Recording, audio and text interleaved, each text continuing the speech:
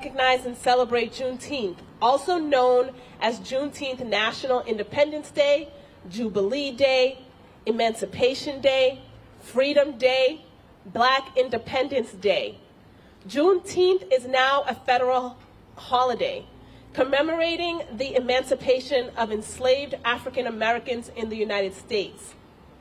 Did you know that the last holiday to be instated as a federal holiday was the MLK holiday in 1983? That's just about my lifetime and pretty incredible. So here we are today. The significance of freedom on Juneteenth reflects the emancipation of enslaved African Americans in states in rebellion against the Union.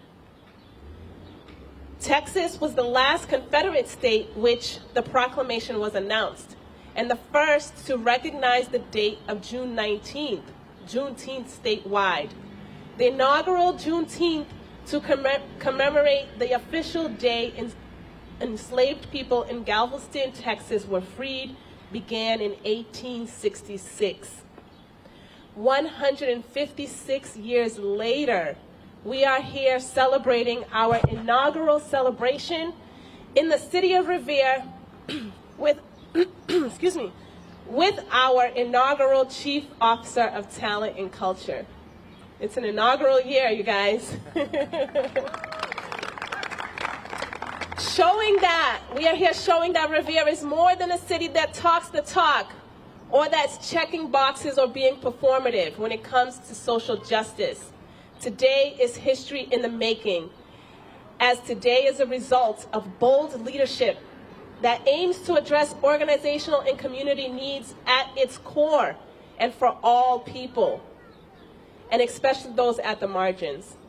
We are here creating transformative experiences and changes that are here to stay.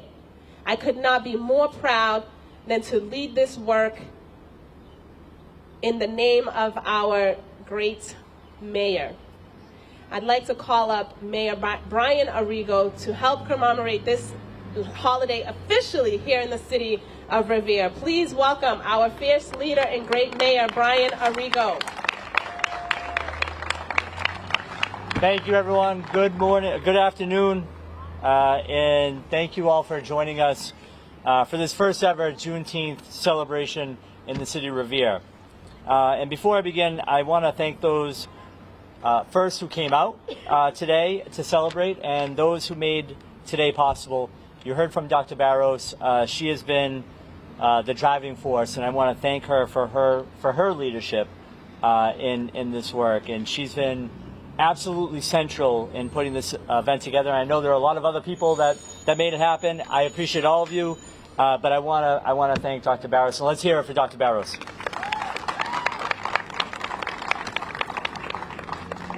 I do want to acknowledge our elected officials that are with us today. We have Representative Jeffrey Turco. Thank you, Jeff, for being here.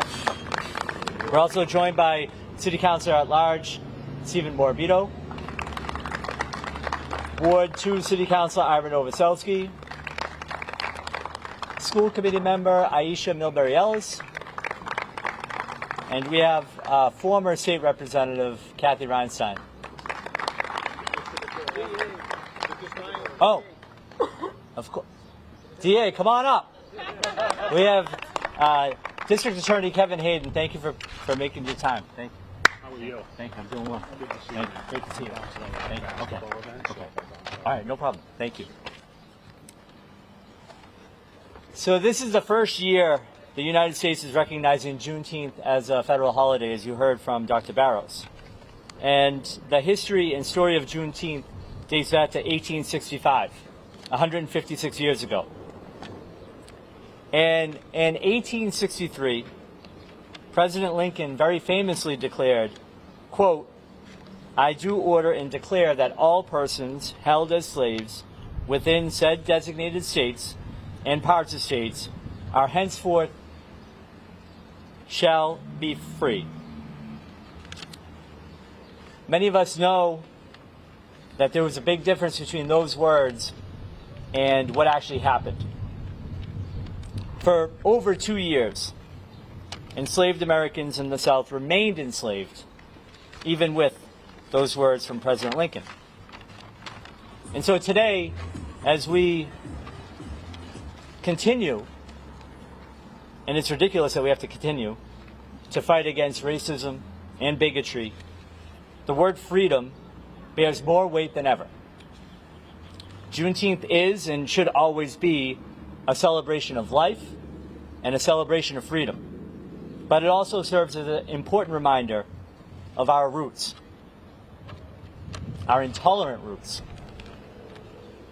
And unfortunately, we know that America is still not the perfect union.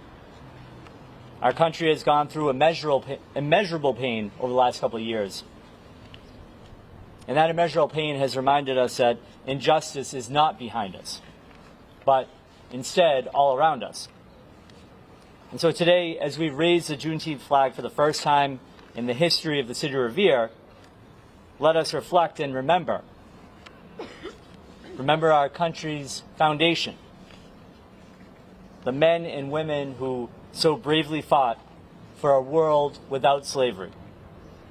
It was because of them that we're all joined here today with our neighbors, our friends, our colleagues, and we're showing our region and our city the resilient spirit and inclusive nature.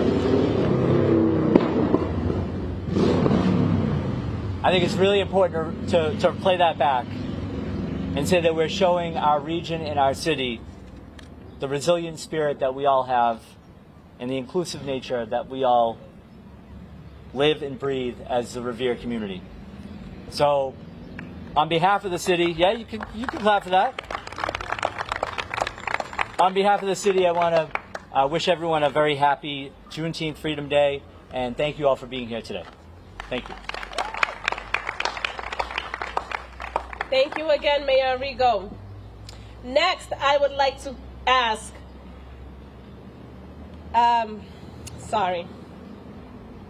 Next, I'm going to call up my colleague, partner, and ally in this work, at-large City Councilman Steve Marabito.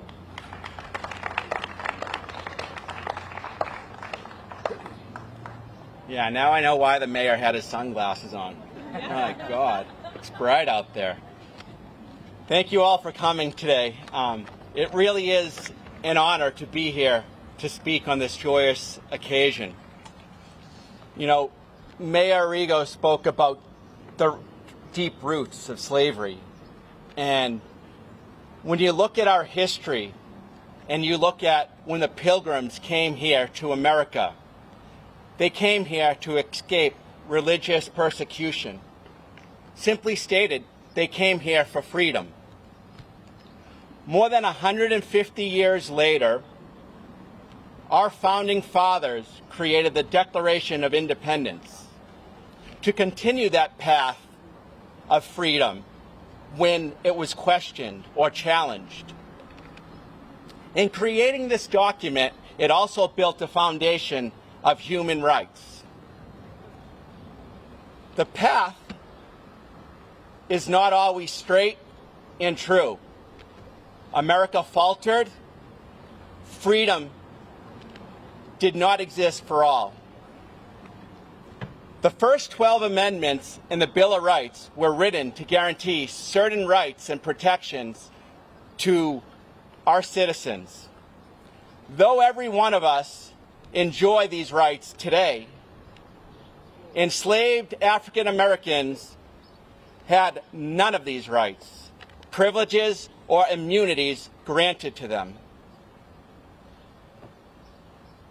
There were also numerous restrictions to enforce social control. Enslaved people could not be away from their owners' premises without their permission.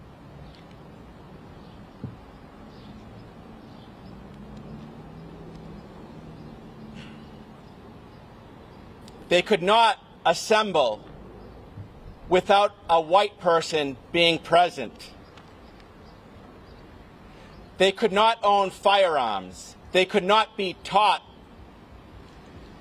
to read or write in our education system.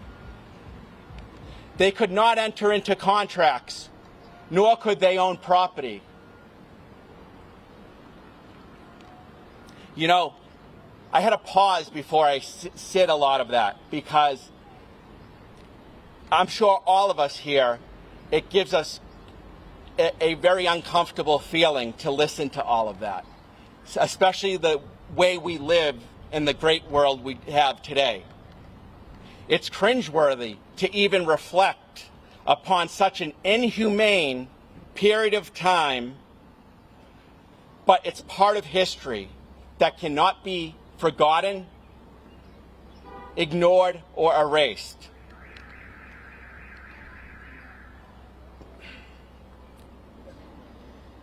Juneteenth is not just a celebration because of the end of U.S. practices of slavery, but it's to honor freedom, freedom for all. In my role as a city councilor, it is important that I place equity on the forefront of decision and policy making. Our mindset and actions at a leadership level exemplify and instill diversity, equity, and inclusion as essential parts of internal and external policy making and deliver the city's services. More importantly, it takes a commitment to learn. As residents, you also play an important role to informing the mayor, your city councilors, of pressing and vital issues in our community. We need a collective commitment together to ensure justice for all. Thank you.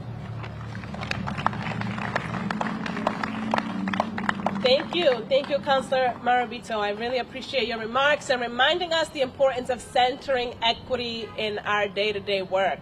Appreciate that. Next, I am super excited to have with us here today State Representative Jeff Turco for a few words. Thank you. Thanks, John. Thank you.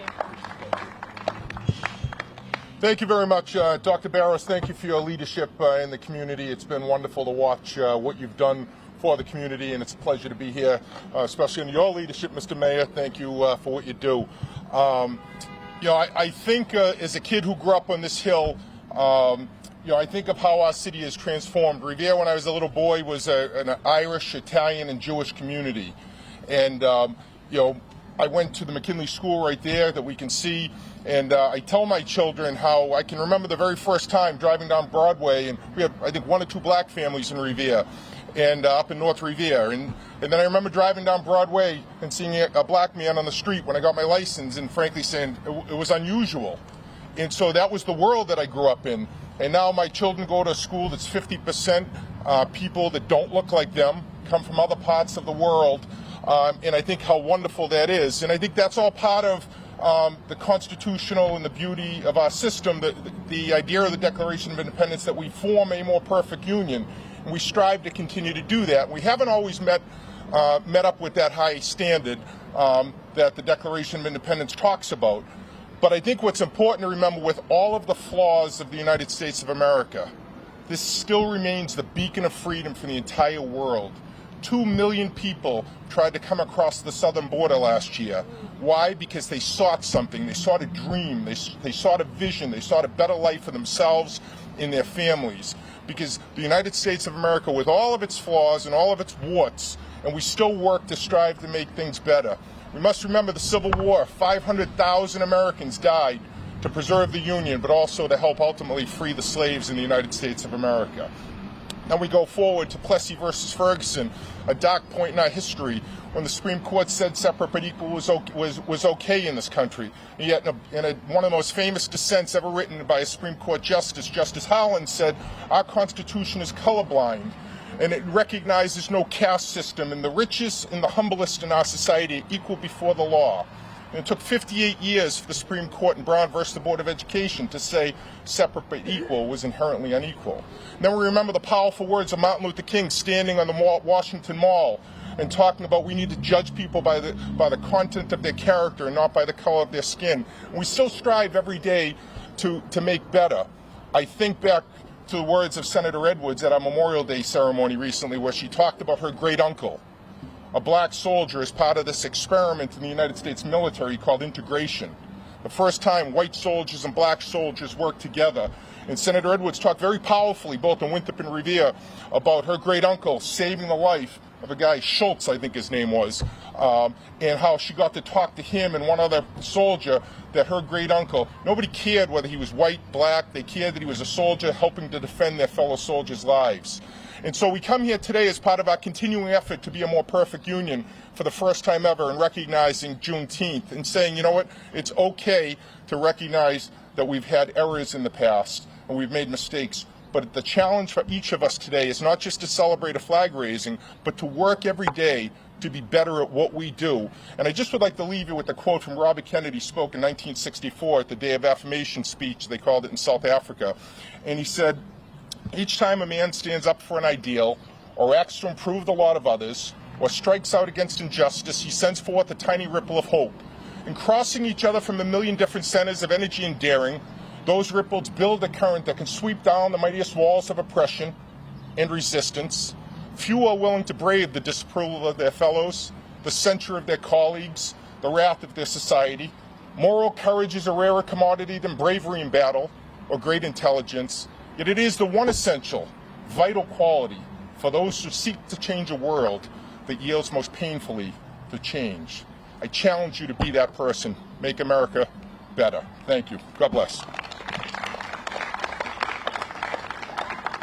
State Representative Turco, thank you so much. Thank you for those words. Next, I'd like to call up to the microphone GA Kevin Hayden. Thank you so much for being here.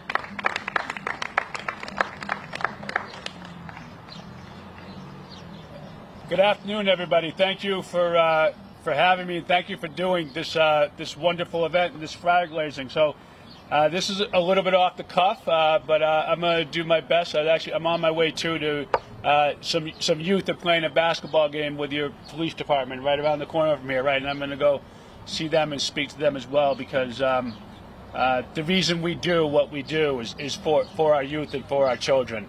But I'm glad that as I drove by, I told my guy, I said, stop. We're going to stop here for a quick second and be here. And I thank you for that. You know, I'll say this, and, you know, as a father of two young black boys, 15 and 13, a husband of a Caribbean immigrant woman from Barbados who came here when she was 13, and as a son of a son who just lost his father, today and tomorrow and this entire celebration is profoundly bittersweet for me. The way Father's Day and Juneteenth have converged for me is powerfully impacting me. You know, for those of you who don't know, my father, Bob Hayden, is the reason why I do public service. He's the reason why I do what I do. He's the reason why I'm committed to public safety and criminal legal reform and being involved in our criminal legal system in order to make a difference. You know, he was he labored in a different venue because he wasn't an attorney, but he was assistant superintendent of Boston Public Schools. He was a president and also board member of the NAACP for many, many years, and was the hands down, in fact, preeminent black historian in this area in his lifetime. If people wanted to know about black history, if people wanted to know about our history, people would say, call Bob Hayden. You got to talk to Bob Hayden. And, you know, that's what makes this so profound for me now, Juneteenth and Father's Day coming together at the same time. Because he passed away 2 weeks into my appointment to this office. And I'm continuing on his legacy and because of him.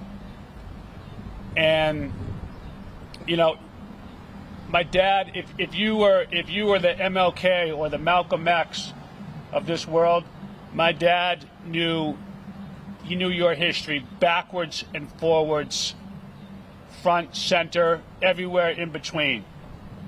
But he didn't just champion those names that we know so well. What he championed even more was so many African American men and women who have toiled and labored and given their blood, sweat, and tears for this country without necessarily all the honor and all the glory and all the fame. It is for them that he did his work. It is for them that he strove to educate this world about the impact that we as African American people have made on this society. And many of the books that he wrote centered on just that, those lesser known African Americans who made such a profound and deep impact on our society. In the preface to one of his books, he wrote, "In order for the story to be complete, now you must be involved." And those words that he said in that book have always been left with me and burned on my heart, because in order for the story to be complete for this society, for our country, for racial equity and equality, for true freedom and justice for all, I must be involved. You must be involved. All of you must be involved in what we're going to do to continue to make this nation great. So it's just a proud, proud weekend for me to be here, Father's Day and celebrating Juneteenth together. I thank you all for coming today and praise God for this time and for your presence here. Thank you.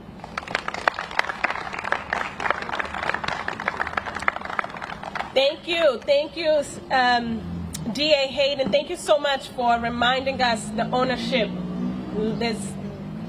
the inclusive excellence we are reaching for is the responsibility of every single one of us. Thank you for that. Just so that I'm not missing, because I don't see the individual, I just want to make sure representative from Senator Lydia Edwards' office. You are here. I know it. Okay, awesome. Come on up, please. Senator Lydia Edwards could not be here with us today, but she did not let us go without a message from her directly. So please, District Director Benjamin. How do I say it? Eduardo, I'm the Chief of Staff. Eduardo. Okay, sorry. We have the Chief of Staff, Eduardo, here. Sorry. Thank you. Hello, everyone. My name is Eduardo. I'm Senator Edwards, Chief of Staff. I'm so honored to be with you today, celebrating this important day, which is the ownership of freedom for our Black community. And I'm very humbled to have a great boss as Senator Edwards, as a first Black woman elected to the state Senate in the state of Massachusetts. So thank you again, and God bless. Thank you. All right, we got one more special speaker to get us through our talking points. I'd like to introduce whom we're deeming the keynote speaker, who is the founder and co-owner of with her husband, of Baraka Juice. I think a lot of people know Baraka Juice. It's pretty infamous, I hear. Also, it's a juice bar, it's a juice shop and a pop-up juice bar committed to serving our community by transforming lifestyles into healthier ones. She is a resident of the city of Revere and also serves on the city of Revere as a board member for the Chamber of Commerce. Please help me welcome Vanessa Kadizi to the podium. Kazadi. Thank you. Good afternoon, everyone. Good afternoon. As we gather here today to observe Juneteenth, the celebration of the emancipation of enslaved African Americans, I have to first and foremost give the glory to my King Jesus. He's the reason why we are here today. And I would also like to honor Mayor Arrigo. Thank you for having us and Dr. Barros, thank you for having us here today.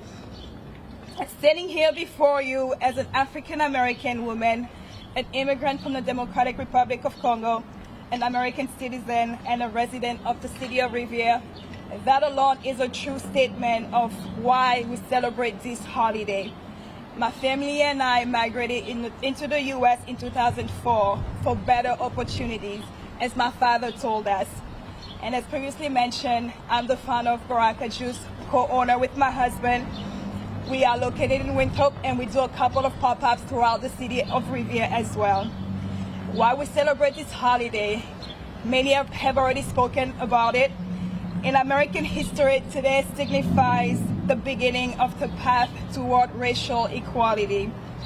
Juneteenth, 1865, was when the slaves in Texas were told of their freedom, just 2 years after it was already proclaimed by President Abraham Lincoln.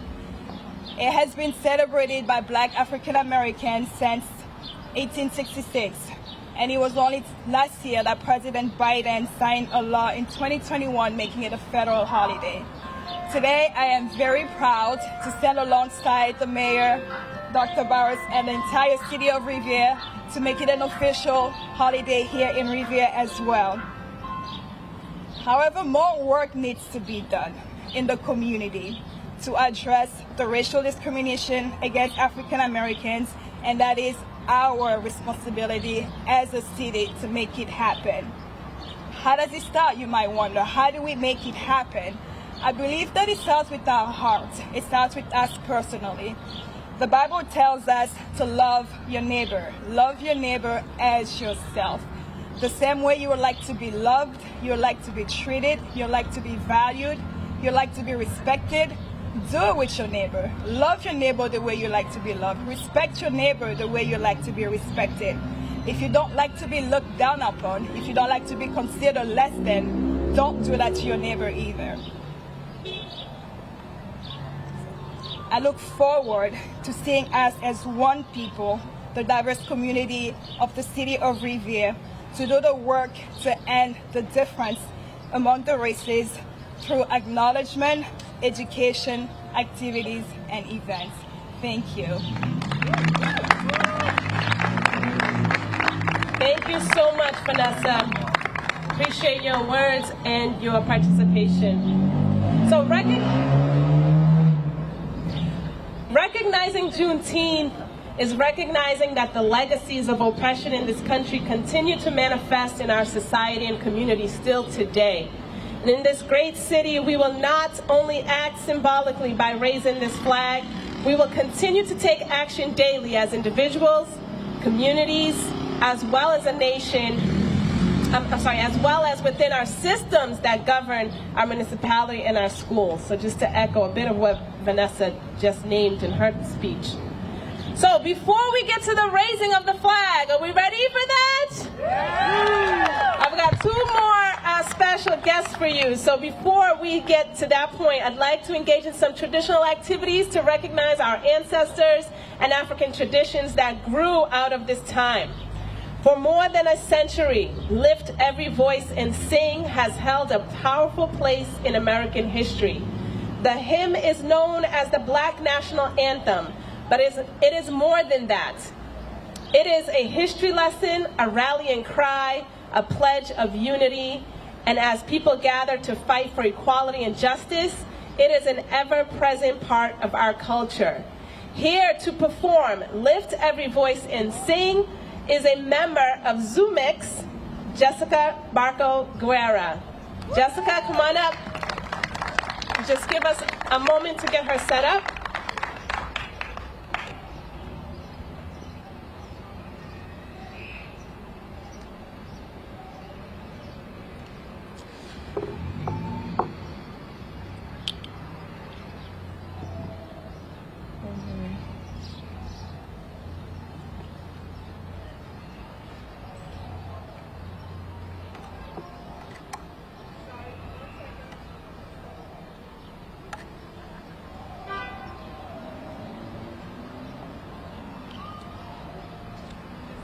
Yes, okay.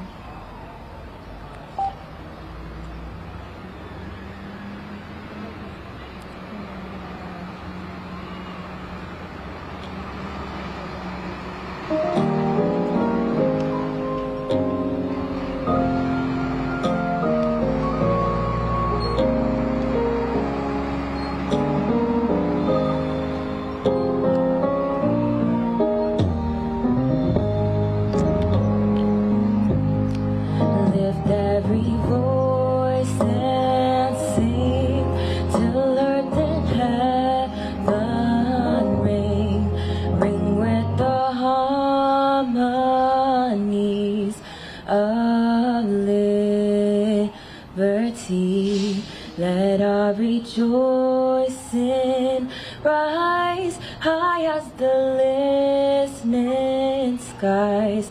Let it resound loud as the rolling sea. Sing a song full of the faith that dark past taught us. Sing a song full of the hope that the present brought us. Facing the rising sun of a new day begun. Let us rejoice. Sorry. Let us march on till victory is won. Stony the road we trod, bitter the chastening rod, fell in the day that hope unborn had died. Yeah, with a steady beat, had not our weary feet come to the place on which our Father sighed. We have come over a way that with tears has been watered. We have come treading our path through the blood of the slaughtered. Out from the gloomy past, still now we stand at last, where the white gleam of our star is cast. Thank you for letting me honor you guys with this anthem. And shout out to the City of Revere for holding this amazing event. God bless you all. Thank you. And thank you to you for looking through it too. Let's give it up for Jessica one more time. That is a true performer. We will not let technology stop us, right? That's right. Perseverance and pushing through, and thank you. And please congratulate Jessica because she is off to Berklee College of Music in September. Thank you so much for being with us. All right, so finally, our next tradition. I'm so super excited we were able to get this pulled off for you all today. And I'm going to apologize if I mispronounce the name right now. But, all right, so Juneteenth is New England's premier kete drumming ensemble. The group's leading members are from Kumasi, Ghana, and performed with Kumasi's prestigious Center for National Culture Folkloric Troupe before moving to the U.S. Juneteenth tours regularly throughout the northeastern United States, performing primarily at weddings, funerals, and birthday parties within the Guyanan diaspora. The group members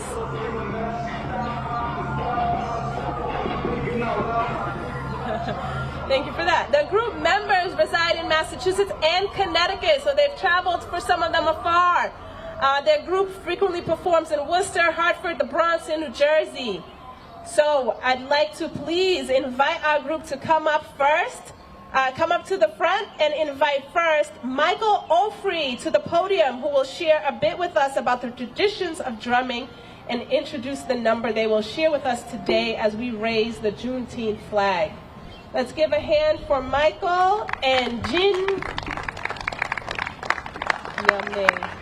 I apologize. I'm sorry. No, that's great. That's really good. Hello, everybody. Thank you so much for having us, and thanks to the City of Revere for bringing us. Like you rightly mentioned, we're about to perform for you the kete music, which is, I would say, one of the ancient drumming traditions that come out of the Ashanti ethnic group. there are so many origin stories, and this is something that you would find with most traditional music all across the continent. It's difficult to pin down who started it, when it started, how it started, and that's what makes it unique as a traditional music. The stories are plenty, but one thing that we know for sure is that when the music started, it was reserved solely for the Ashanti king. Nobody was permitted to play it, nobody was permitted to dance it. It was only a unique entertainment for the king. Over time, he relaxed the rules a little bit more, and queens were able to perform it. His wife and other members of the community were also able to perform it. Kete now is performed pretty much at every social event in Ghana. It's very much an integral part of cultural life. It's creating opportunities for a lot of young people. I made it through high school when I was able to go to college just because I played Kete, and I was able to make money to afford going to college. For me, what the music represents, in spite of everything that happened, centuries of colonial battle and attempts to try and take the tradition away from the people, the ability of Kete to withstand all of that represents for me the resilience of all black people around the world, and that this culture has still been able to stay with us for centuries and centuries, and it's still growing and it's still going on. So we have a short number for you, and after this we're going to do a workshop of another piece of music that comes from a different part of Ghana, which is a celebratory type of music that was used to celebrate Ghana's independence from the British in the 1950s, and it's called Panlogo. So if you're free, please join us over on the other side, and we'll do a nice workshop for about 30-45 minutes. All right, enjoy Kete. Thank you.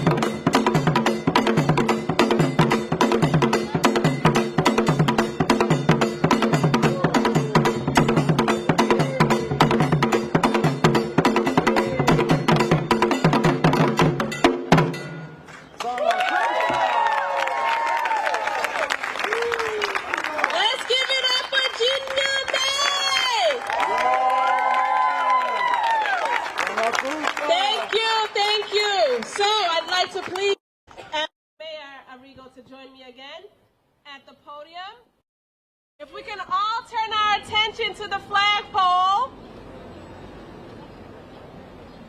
Mayor? All right, ready? Yeah. 1, 2, 3. Raise that flag! Raise the flag.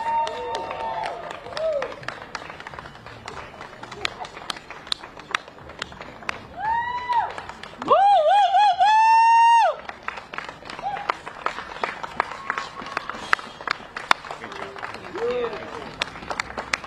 Thank you, everyone. Thank you to everyone who's made this day possible. Because we are already over time, I'm going to help us rush on over to our celebration area. Let's go and enjoy barbecue. We've got a community drumming circle over there. You can join in. We've got a 360 photo booth. We've got tables with resources, henna. Let's go celebrate. Happy Juneteenth.